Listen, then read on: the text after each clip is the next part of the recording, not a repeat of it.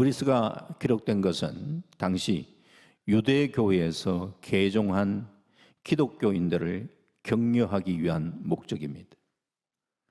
우리가 종교를 바꾼다는 게 그렇게 쉽지가 않습니다. 마음의 부담감, 불안감이 있습니다. 혹 개종하면은 뭔가 내게 잘못된 일이 생기지 않겠나, 이런 불안함이 있습니다.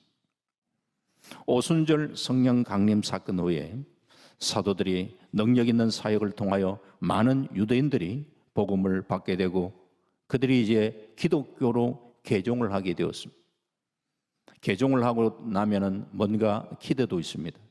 종교를 바꿔서 또 하나님으로부터 보는 복을 생각을 할 텐데,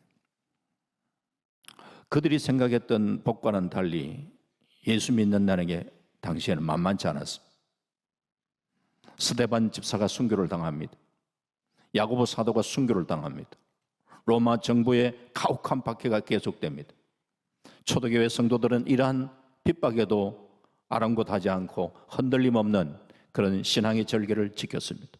복음 전파에 구령의 열정이 더해갑니다. 하지만 고난이 계속되니까 믿음이 약한 사람들은 내가 종교를 바꾸어서 이렇게 어려운 게 아닌가, 그러면서 생각하는 것은 과거에 믿던 유대교로 다시 되돌아가려는 그런 일이 생기게 되었습니다. 때문에 히브리서 기자는 우리가 믿고 있는 예수님은 과연 어떤 분인가? 과거의 유대교에서 기독교로 개종했는데 우리가 믿는 예수님, 과거에 당신들이 믿었던 그 유대교와는 비교할 수가 없다. 예수님은 우리의 구주가 되실 뿐만 아니라 주님의 그 위대하심과 주님의 탁월함에 대한 얘기를 히브리서 기자는 얘기합니다. 그 중에서 유대인들에게 있어서의 그들은 천사 그러면은 아주 그냥 막 ቁ뻑하죠.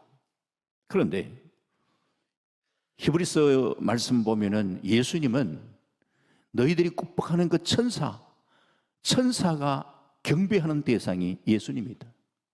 그리고 천사는 우리 믿는 성도를 섬기는 영이다라고 얘기를 하고 있습니다. 아울러서 유대인들에게 있어서는 모세 하면은 그들에게서는 탁월한 지도자요 존경받는 대상인데, 그 모세와 또 비교하면서 모세는 하나님의 집에 종으로 신실한 자였지만 예수님은 하나님의 집을 맡은 아들이다. 아들, 종과 아들의 비교를 하고 있습니다. 그리고 여호수아와 비교합니다. 여호수아, 이스라엘 백성들을 약속의 땅으로 이끌어 가는 그런 지도력을 발휘했지만 과연 그가 가나안 땅에서 여호수아가 참 안식을 준 사람인가? 아니다. 우리에게 진정한 안식을 주시는 분은 예수님이시다. 여호수아가 안식을 준 게 아니라 예수님이 우리에게 참 안식을 주신 분이다, 이 얘기를 합니다. 아울러서 그들에게 있어서는 대제사장 하면 정말 존경받는 대상이죠. 아론을 비교합니다. 아론은 육신적 대제사장, 그래서 존경받는 분이지만 그도 허물이 있기 때문에 자신을 위하여 속죄 제사를 드려야 되는 그런 존재다. 하지만 우리 예수님께서는 하늘의 반차, 즉 멜기세덱의 반차를 따라 이 땅에 오신 영원한 대제사장이 예수님이시다. 당신의 십자가 희생을 통하여 우리를 단번에 죄에서 구원해 주신 분이시다. 그 효력은 영원하다. 그렇기 때문에 절대 과거로 돌아가서 안 된다. 예수 믿기 좀 힘들고 어려워도, 심지어는 생명의 위협을 받는 그런 순간이 있다 할지라도 신앙을 포기해서 안 된다. 잘 견디고 믿음으로 나아가야 된다. 이런 얘기를 들려주고 있습니다. 히브리서 말씀 보다 보면 조금 이렇게 이해가 잘 안 되는 한 부분들이 있습니다. 히브리서 6장 4절 이하의 말씀에 한번 빛을 받고 하늘의 은사를 맛보고 성령에 참여한 바 되고 하나님의 선한 말씀과 내세의 능력을 맛보고도 타락한 자들은 다시 새롭게 하여 회개하게 할 수 없나니 이는 그들이 하나님의 아들을 다시 십자가에 못 박아 드러내놓고 욕되게 함이라. 한번 은혜 받고 타락받으면 회개도 안 된단 말인가? 지금까지 우리가 믿어왔던 거하고 좀 다른데? 상당히 난해한 구절입니다. 쉽게 생각을 하면 이렇습니다. 너희들이 유대교에서 기독교로 개종하고 예수님의 그 십자가의 은혜, 십자가의 사랑, 성령의 놀라운 은혜를 맛보고 난 다음에 좀 어렵다고 해서 다시금 유대교로 돌아가서 옛날에 하던 식으로 짐승 잡아가지고 죄 사함 받고 그런 행동으로 다시 돌아간다면 이거는 십자가의 그 은혜를 망각하는 태도다. 십자가를 욕되게 하는 것이다. 그런 의미에서 말씀을 또 하고 있는 것이죠. 그러게 이 말씀을 우리는 생각하면서 신앙생활을 하다가 조금 힘들고 어렵다 하더라도 우리가 포기하고 낙담하지 마시고 믿음으로 다시금 무장하여 더 전진하는 믿음의 아름다운 삶을 살아가시는 저와 여러분 되시기를 주의 이름으로 축원합니다. 그러기 위해서 첫 번째로 담대함을 버리지 말라고 하면, 초대교회 당시에는 그리스도인들에게 참 상상을 초월하는 많은 환난을 겪어야 했습니다. 예수를 믿는다는 이유 하나만으로 그들은 사람들의 조롱거리가 되었습니다. 비방의 대상이 되었습니다. 육신적으로 정신적으로 그들은 외롭고 힘든 고난을 겪어야 했습니다. 이렇게 고난을 받게 되면 마음이 위축되는 경우가 많습니다. 두려움이 찾아올 수 있습니다. 이러한 성도들 향하여 오늘 본문에서 성도들에게 담대함을 버리지 말라고 이야기하는데, 히브리서 10장 35절 말씀에 그러므로 너의 담대함을 버리지 말라, 이것이 큰 상을 얻게 하느니라. 담대함을 버리지 마라. 예수 믿으면 주님이 나와 함께 하신다는 그 믿음이, 성령이 주는 은혜가 우리를 담대하게 하는 줄 믿습니다. 그래서 항상 주님을 이 중심에 모시며 살았던 이 다윗이 고백하기를 시편 31편 24절에 여호와를 바라는 너희들아 강하고 담대하라. 자신이 그렇게 믿음으로 신앙으로 강함을 간직하고 있기 때문에 다른 사람에게도 그렇게 이야기할 수 있는 것 아니에요. 여호와를 바라는 너희들아 강하고 담대하라. 나도 주님과 함께 했더니만 이 연약함 가운데서도 주님이 함께 했지 않냐. 너희들에게도 하나님 함께 하시면 강하고 담대할 수 있다. 그렇게 외치는 거예요. 그런 도전의 삶을 우리는 살아갈 수 있어야 되잖아요. 히브리서 10장 35절에 그러므로 너의 담대함을 버리지 말라, 이것이 큰 상을 얻게 하느니라. 핍박과 어려움, 환난이 다가온다 할지라도 신앙 저버리지 않고 믿음으로 신앙으로 그것을 극복하고 전진해 나갈 때에 하나님께서 믿음의 승리자에게 약속하신 상을, 그것도 큰 상을 얻게 하느니라 약속하고 계시지 않습니까? 믿음이 뭔가요? 어떠한 순간 속에서도 하나님은 살아계심을 우리가 순간이라도 놓치지 않는 거고, 하나님을 찾는 자에게 상 주시는 이심을 바라봐라. 그게 믿음이라고 그러잖아요. 힘들더라도 하늘의 상급 바라보면서 주님 도와주십시오, 이길 수 있도록 도와주십시오, 매달려 간구하고 주님 주시는 힘으로 한 걸음 한 걸음 전진하는 거예요. 그런 면에 우리는 믿음의 대장부가 되시기를 바랍니다. 믿음의 사람 다윗이 그의 아들 솔로몬에게 마지막 유언과 같이 당부했잖아요. 너는 힘써 장부가 되라, 대장부가 되라. 무슨 대장부가 되라? 그러면은 그냥 힘을 기르고 그러면서 어디 가도 싸움에 용맹한 이런 장군, 이 장수의 모습을 이야기하는가? 그게 아니라 앞뒤의 문맥을 바라볼 때 너는 말씀을 간직하고 치우치지 말고 하나님을 붙들며 믿음으로 살 것에 대한 얘기를 하면서 너는 힘써 대장부가 되라, 믿음의 대장부가 되라는 얘기예요. 천지 만물을 창조하신 하나님께서 나를 붙들어 주시고 나와 함께 하신다. 그러면은 정말 사람이 우리를 어떻게 하겠어요? 막말로 죽기밖에 더 하겠습니까? 죽으면 하나님이 나를 천국으로 이끄시는데, 나를 위한 하늘의 상급이 준비되어 있는데, 그런 믿음을 가지고 담대하게 승리하시기를 주의 이름으로 축원합니다. 두 번째 우리에게 필요한 게 뭐냐? 참 믿음에는 무엇보다 인내가 필요해요. 인내. 현대는 스피드 시대, 빠른 것을 좋아합니다. 빠른 것이 대접받는 시대예요. 그래서 신앙생활에 너무 조급하고 서두르고 이런 것이 또 신앙에 우리가 걸림돌이 되고 실패의 원인이 될 수 있습니다. 그래서 야고보서 말씀 보면은 야고보서도 당시 신앙생활하면서 어려움을 당하고 있는 그 성도들을 위로하는 거잖아요. 그러면서 야고보서 1장 4절에 보면은 우리 성도들이 그럴 때 간직해야 되는 게 뭐냐? 성숙한 신앙에는 인내를 가져야 돼. 인내를, 믿음의 인내를 이야기.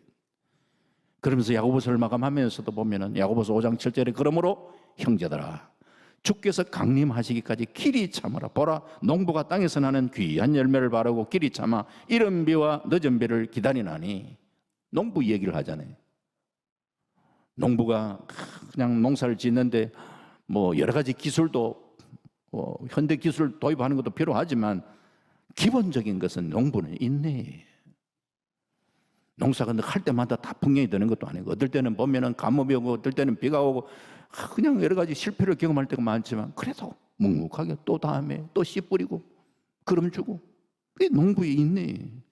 그러면서 귀한 열매를 맺게 되는 것이 우리는 신령한 농부가 되어서 참 하나님 주시는 이 주님의 그 닮아가는 성품 인내의 모습을 우리는 간직할 필요성이 있는 거예요. 산모가 아이를 낳을 때 산모의 고통과 아픔이 얼마나 큽니까?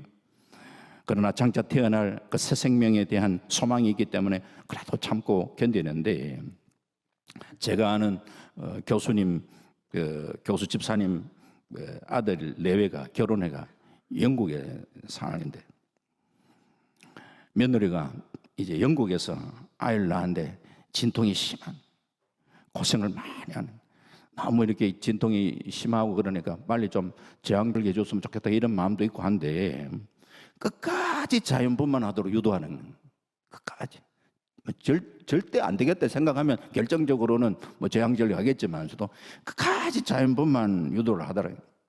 어쨌든 그래서 자연분만을 해가지고 애가 조금 작게 나왔는데 애가 약하다 보니까 금방 모유를 빨리 힘이 없었어. 그러니까 어떻게 하냐, 애를 막 굶기는 거예요. 그래 걱정이 돼가, 산모가 걱정이 돼가 의사에게 애가 조금 힘이 없는데 우유 먹이면 안 됩니까? 라고 이야기하니까 의사가 하는 말이 우유는 소에게 먹이고 아이는 모유 먹여야 된다. 이렇게 해서 애기를 막 계속 굶겨 놓으니까 애가 배가 고프니까 막 젖을 빨더라 그래. 처음에는 힘이 없어서 젖을 빨 힘조차도 없던 애가 배가 고프니까 결국은 빨게 되더라는 거야. 기다려주는 거야. 우리나라 사람이 머리가 좋고 똑똑한 사람 많습니다. 그런데 우수한 연구진들이 한국에 있지 못하고 외국에 자꾸 나가는 이유가 뭔가? 오래 기다려주지 못했기 때문에. 국가가 예산을 투자해서 막 이렇게 사람을 키우는데 빨리 성과를 안 내면 예산 깎아버리는 거예요. 그러니까 한국에서 더 이상 뭐 예산 안 나오고 연구하기 힘들어서 외국에 나가가 그저 마지막 이제 뭐 이렇게 성과를 내 가지고 오히려 외국 나라 좋은 일 시키는 거예요. 일본이 노벨상을 타는 이유 뭐 보니까 금방 성과를 내지 못해도 계속해서 인내하고 투자한 결과잖아요. 기다려줄 줄 알아야지. 인내는 하나님의 사람의 특징이에요. 고난 속에 주님과 씨름하며 맺이는 열매예요. 그래서 단순한 인내, 그냥 참을자 3개만 섞어놓고 그냥 그렇게 참는다고 참아지는 게 잘 아니에요. 기도하면서 주의 성품을 배워가야 돼요. 제가 지난번 교회 목회할 때 당에 모 장로님, 지금은 돌아가셨어요.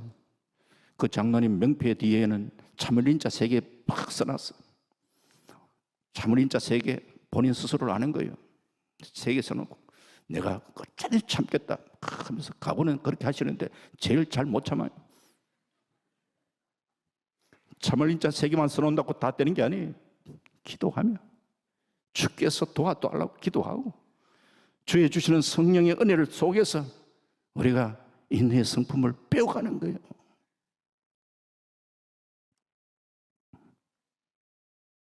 미국의 펜실베니아 포주 계곡에는 한 사나이가 무릎 꿇고 기도하는 동상 하나가 세워져 있습니다. 그가 누구냐? 조지 워싱턴이에요. 1776년 12월 그해 겨울 무척 추웠다고 하죠. 독립전쟁 당시 영국군 주둔지 트렌턴을 공격할 때 워싱턴이 이끄는 독립군은 추위와 굶주림에 지쳐 있고, 우리가 전쟁에도 승산이 없다, 전쟁 우리가 조금만 참으면 이긴다라는 그런 믿음이 있고, 그러면은 조금 힘들어도 해보자 이런 자신감이 있는데, 이번 전쟁에 승산이 없다, 사람들이 그러니까 더 막 불안해하네요. 이때 사령관 워싱턴, 병사들이 다 잠들고 있는 시간이 이른 새벽에 고요하게 숲속으로 들어가서 무릎을 꿇고 간절하게 하나님께 매달려 기도합니다. 당신의 사랑과 공의를 위하여 이 전쟁의 승리를 우리에게 안겨주시기 원합니다 하면서 그냥 막 몇 시간 기도합니다. 아침에 일어나 병사들은 이슬에 젖은 그 사령관의 얼굴을 보고 있는데, 그 얼굴에는 기도하면서 그냥 매달려 하나님 앞에 부르짖으면서 그 얼굴 속에는 그냥 자신감이 꽉 차 있는 모습을 이 병사들이 보게 되는 거지. 이야, 그 사령관을 바라보면서 패배감에 젖어 있던 병사들이, 야, 우리 하면 되겠다, 용기를 가지면 되지, 한번 해보자, 이런 분위기가 막 바뀌어지거든. 훗날에 이 워싱턴이 기도와 승리를 기념하기 위해서 그 포주개혁의 동상을 세우고, 미국인들의 그 저변에 미국의 기도로 세워진 나라다라는 것을 좀 자랑스럽게 여기는 마음으로 그런 동상들을 세우는, 기도하면 된다는 거예요. 기도하면.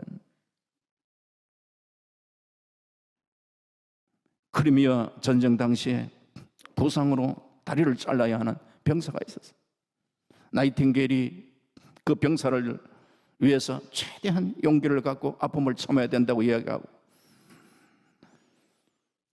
그때 당시에 뭐 마취제가 뭐 그렇게 제대로 뭐 갖춰져 있는 상태가 아닌 그런 상황에 병사가 내게 막대기 하나를 달라고요. 수술을 하는, 다리를 자르는 병사는 참 막대기 이 끝을 이빨로 깨물면서 수술이 끝날 때까지 단 한마디 그냥 소리도 지르지 못하고 하면서 그냥 이빨을 깨물고, 수술 후에 막대기를 보니까 그 끝 부분이 거의 다 짓물게 있더라고요. 하도 맴매달 감당하기 힘든 고통의 순간에 막대기 물고 그냥 그렇게 버티는, 고통이나 좌절로 아픔을 겪을 때, 실패나 절망으로 괴로움을 당할 때 우리가 물고 버텨야 될 막대기는 다름한 십자가예요.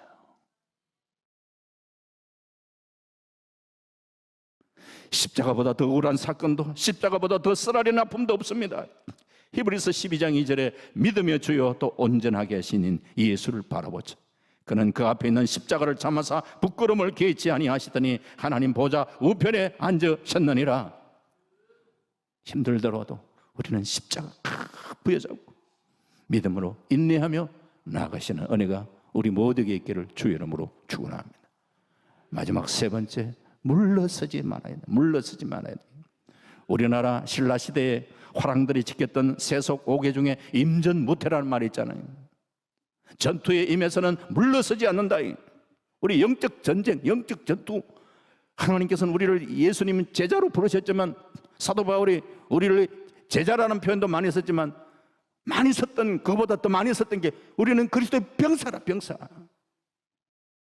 민수기에도 사람을 계수할 때에 싸움에 나가, 전쟁에 나갈 만한 사람 계수하라 그랬잖아요. 영적 전쟁에 우리가 제대로 우리가 승리하기 위해 물러서지 말아요. 이스라엘 백성들 하나님의 특별한 은혜로 출애굽을 하고 광야 생활을 하는데 조금 어려우니까 애굽으로 돌아가자, 애굽으로 돌아가자, 자꾸 돌아가잖아요. 그게 문제인 거예요. 그러면서 과거를 자꾸 미워하고, 옛날에 애굽에 있었을 때는 뭐도 먹었고 뭐도 맛있었고, 힘들게 고생하고 노예가 그때 뭘 먹어도 안 맛있겠습니까? 다 맛있지. 제가 군생활 할 때에 그때 월급 받을 때 월급 그때 병장 월급이 4,300원 받았는 그때에 말이죠. 하면은 월급 받으면 뭐 하느냐, PX 가가지고 거기서 이 초코파이나 아니면은 이 단팥빵 사가지고 그래 먹는데요. 그 단팥빵이 제가 지금까지 먹어봤나 그런 단팥빵이 없어요. 그런 맛이 없다니까. 고생하면서 먹을 때 그 맛은 잊을 수 없지요. 그런데 자꾸 그걸 미워하네. 그때가 좋았네. 뭘 그때가 좋아? 한 번씩 꿈에, 옛날에 제대하고 난 다음에 꿈에 자꾸 다시 제가 군대 다시 들어가는 꿈을 하고 그러니까 깜짝 놀랐어요, 내가. 우리가 자꾸 과거에 못했다 미워하려는, 아니에요. 우리는 앞을 바라보고 믿음으로 전진하는 삶을 살아야 해요. 성경의 룻기를 보면 엘리멜렉의 가족이 떡집이라는 이름을 가진 베들레헴에 살다가 흉년이 드니까 가족이 참 하나님 안 섬긴 저 이방 모압 땅에 가서 사는 거예요. 가난해 가지고 간 게 아니고 그래도 조금 여유가 있을 때 좀 더 다한 곳에 가서 거기서 살면 더 좋지 않겠냐 생각하고 모압으로 갔어요. 여러분, 모압 땅요, 지금도 성지순례 하시다고 혹시 모압 땅 가보시면요, 얼마나 기름진지 몰라요. 딱 보면 이야, 저렇게 기름진 땅이기에 모압 땅에 갔구나. 지금도요, 비옥합니다.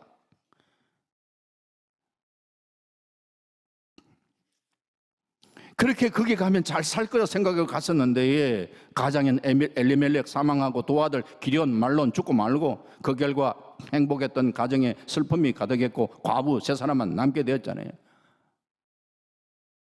이와 같은 신령한 떡집인 교회를 등지고 세상의 욕망을 채우면서 나아가는 그런 삶은 결과적으로 그게 실패와 불행을 가져올 때가 많습니다. 우리가 신앙의 태보, 영육의 손해를 본다는 사실을 우리는 기억을 하셔야 됩니다. 그래서 우리는 예배생활, 기도생활, 말씀생활, 헌금생활 모든 것에 있어서의 전진이 있기를 바랍니다. 밤이 지나면 밝은 낮이 오고 추운 겨울이 지나면 따사로운 봄이 오고 이 세상 지나가면 천국이 옵니다. 고난과 슬픔은 지나갑니다. 그리고 담대함을 버리지 말고 믿음을 지키는 성도들에게 영원한 기쁨과 행복이 찾아옵니다. 주경학자 칼 델리치가 방패를 버린 병사는 이미 병사가 아닌 것처럼 믿음을 버린 자는 이미 그리스도인이 아니다 그랬어요. 말씀 한 가지 하고 말씀했습니다. 야구 선수들도 가끔씩 보면 큰 부상을 입기도 하는데 뭐 여러 가지 원인도 있겠지만 이 야구 방망이를 좀 약하게 잡고 그러면서 세게 날라오는 이 공을 때릴 때에 이게 그때에 부상을 많이 입는다네. 야구 방망이를 약하게 잡고 그렇게 센 공을 이렇게 상대하다 보면은 손이 막 울리고 그러다 보니까 이 관절이 이렇게 문제가 생기기도 하고 돌이킬 수 없는 그런 중상을 입기도 한다 이 말이죠. 그래서 조금 느슨하게 잡았다가도 만약 마지막 공을 치는 순간에는 이 야구 방망이를 팍 잡고 휘둘러야 되는 거예요. 신앙생활도 마찬가지입니다. 진리를 단단히 붙들고 말씀을 견고하게 붙들고 주님을 견고하게 붙들고 믿음으로 나아갈 때에 인생의 홈런을 치게 되는 거예요. 적당히 붙잡고 있다가 오히려 상처 입고 교회 나왔다가 교회가 이런 곳인가? 교회는 완전한 곳이 아니에요. 다 불완전한 사람들이 와서 성숙을 향해서 나아가고 있는 과정에 있는 사람이. 공사하다 보면 옛날에 보면은 통행에 불편을 끼쳐서 죄송합니다 하면서 그러겠다 뭐 하나 편말 붙여놨잖아요. 다 그런 편말들 이마에 잘 보면 있어요. 통행에 불편을 끼쳐서 죄송합니다. 우리가 그렇게 살아가고 있는 거예요. 하지만 우리가 이 교회 안에서 주의 은혜를 뜻있고 성숙해 나가는 거예요. 그러기에 사랑하는 성도님, 신앙생활 조금 힘들다고 결코 물러서지 마시고 앞만 바라보고 주님 바라보고 하늘의 상급 바라보고 믿음으로 신앙으로 전진하며 나가는 은혜가 우리 모두에게 있기를 주의 이름으로 축원합니다.